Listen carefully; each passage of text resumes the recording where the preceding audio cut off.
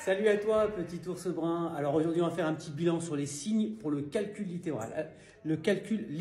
Alors, on a déjà vu en cinquième la règle des signes quand on additionne des nombres relatifs. Alors, très rapidement, 2 plus 3, ça tout le monde le sait, pas de souci, ça fait ça. Ensuite, ici, j'ai mis en rouge les signes négatifs et en vert les signes positifs. Et je te conseille de faire ça si tu te sens fragile. Alors ici, on perd 3, c'est comme ça qu'il faut fonctionner. On perd 3 et on gagne 5. Donc on est plutôt gagnant. Gagnant de combien? De la différence des deux. De 3 pour la 5, et ben j'ajoute 2. Ici, on gagne 6. Alors je fais un jeu, je gagne 6. Et je perds 8. Je suis plutôt perdant, oui, j'ai plus perdu que gagné. Donc ici c'est moins. Je suis perdant de combien? De la différence des deux. De 6 pour la 8, et ben c'est 2. Ensuite ici, j'ai perdu 7.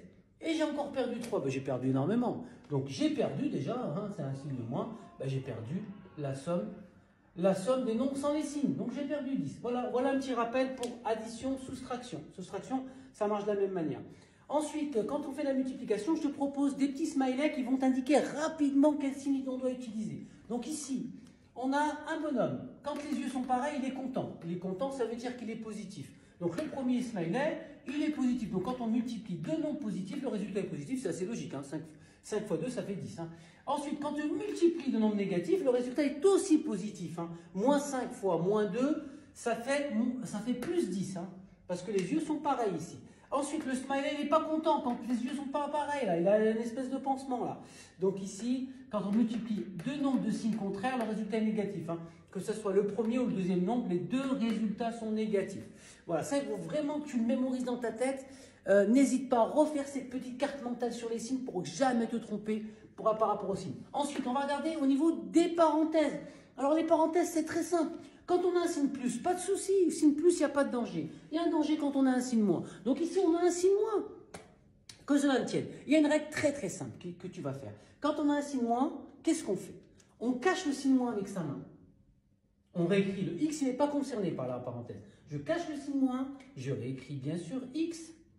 Ensuite, tous les signes dans la parenthèse, je les change. S'il y avait un plus, ça devient un moins. S'il y avait un moins, ça devient un plus. Devant le 3x, il y a quoi? Il n'y a rien. Mais tout à l'heure, je t'ai dit que quand il n'y a rien, il y avait un plus. Donc ici, en fait, il y a un plus 3x. Donc ça va nous faire moins 3x. Donc ici, ça va nous faire moins 3x. Moins 3x. Pardon, 3y. Je ne sais pas lire.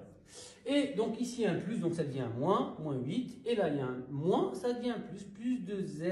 Voilà, donc si tu refais la carte mentale et que tu révises régulièrement ces signes, ça sera top niveau pour le brevet, pour la cinquième, pour la quatrième, pour la troisième et pour la seconde. Je te dis à plus tard, n'hésite pas à t'abonner. Va voir sur le petit appareil photo, j'ai une chaîne YouTube aussi, tu peux y aller, tu peux la consulter. Voilà, écoute, si tu as aimé mon post, n'hésite pas à le partager au plus grand nombre, ça me fera plaisir. Je te dis à très bientôt.